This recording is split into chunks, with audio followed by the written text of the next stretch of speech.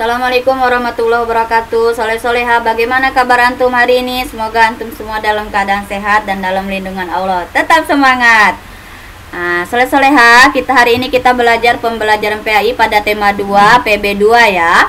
Sebelum belajar, mari kita berdoa. A'udzubillahi minasyaitonirrajim.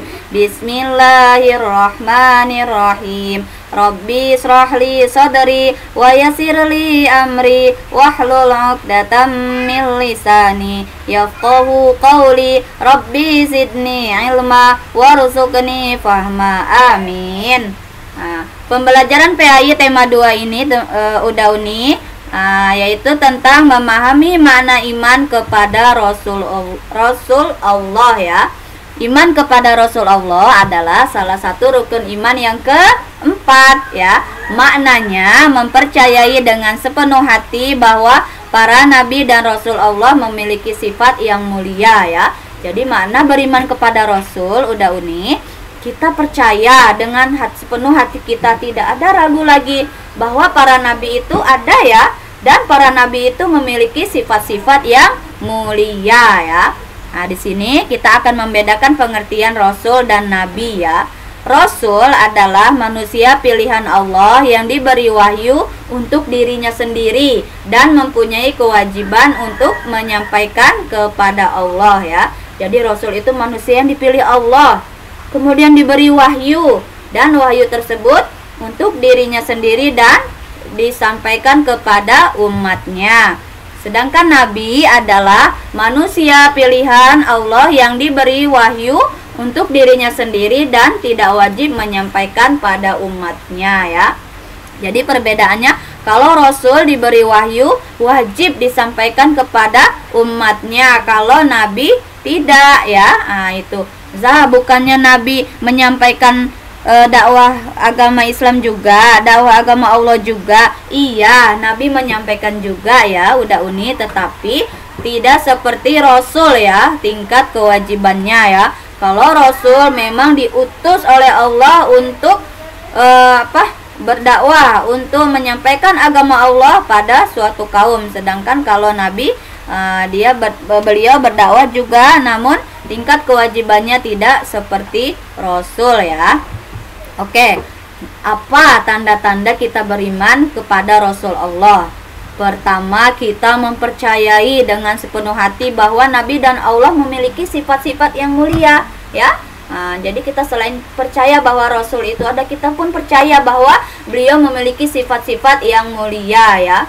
Kemudian kita percaya bahwa Nabi Muhammad SAW adalah penutup seluruh Nabi dan Rasul. Jadi kalau antum masih ada yang bertanya, kalau di tahun 2020 ini ada nggak ya Nabi lagi? Berarti antum belum percaya itu kalau Nabi Muhammad SAW itu sebagai Nabi terakhir yang menyempurnakan agama yang diturunkan Allah ya. Kemudian yang ketiga, kita beriman kepada Rasul. Itu kita yang terpenting adalah meneladani akhlak dan kepribadian beliau ya. Bagaimana cara meneladaninya? Meneladaninya kita mengamalkan apa yang diajarkannya. Misalnya Ustazah contohkan, kita makan sambil duduk ya. Boleh kita makan sambil berdiri teman-teman? Tidak ya. Boleh kita minum sambil jalan-jalan teman-teman? Tidak ya. Jadi, itu salah satu contohnya dalam kehidupan sehari-hari kita. Bagaimana yang diajarkan oleh Rasul. Ketika kita meneladaninya, berarti kita sudah memiliki tanda-tanda kita beriman kepada Rasul ya. Yang selain itu adalah mengamalkan ajaran yang dibawa oleh Rasul. Selanjutnya di sini ada nama-nama 25 nabi yang sudah antum ketahui ya. Nabi itu sebenarnya banyak ya, tapi di sini Ustazah yang biasa kita tahu saja ya, 25 nabi, ada nyanyinya Adam, Idris, Nuh, Soleh itu ya.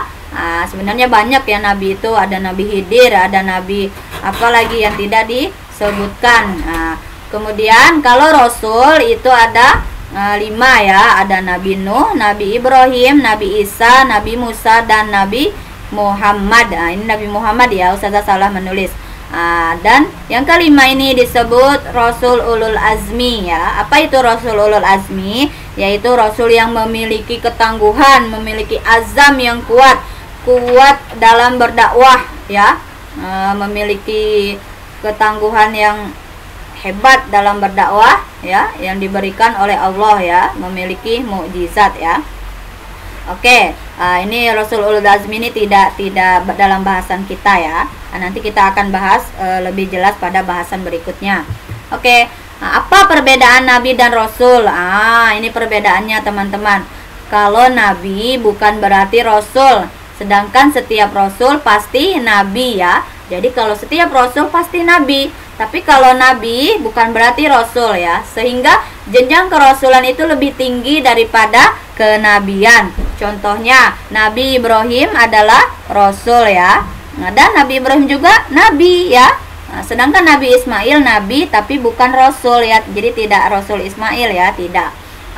Kemudian Nabi diutus melanjutkan syariat sebelumnya, sedangkan Rasul diutus dengan membawa syariat baru. Misalnya Nabi Ibrahim diutus dengan membawa syariat baru ya, udah uni ya, yaitu beliau berdakwah menyampaikan agama Allah kepada kaumnya. Pada saat itu kaumnya menyembah berhala, membuat patung, menjual patung. Itu. Kemudian Nabi Ibrahim menyampaikan agama Allah ya.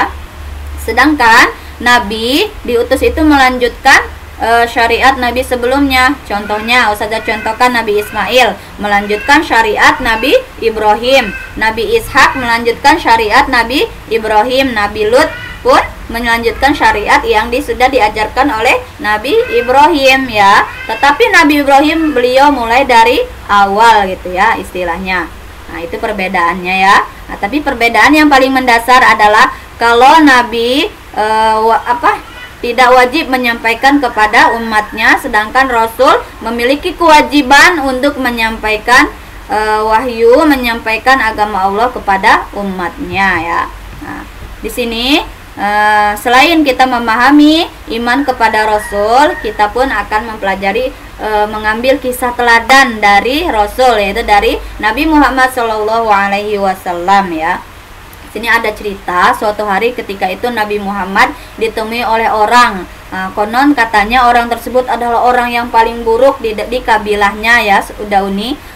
Tapi walaupun orang tersebut orang yang paling buruk di kabilahnya, Rasul tetap bertutur kata dengan baik, dengan sopan, dengan menyambutnya dengan baik. Sehingga Aisyah ketika itu terkejut, "Wahai Nabi, kenapa engkau bertutur kata dengan baik padahal orang tersebut adalah orang yang buruk di kabilahnya dan engkau pun mengetahui hal itu?"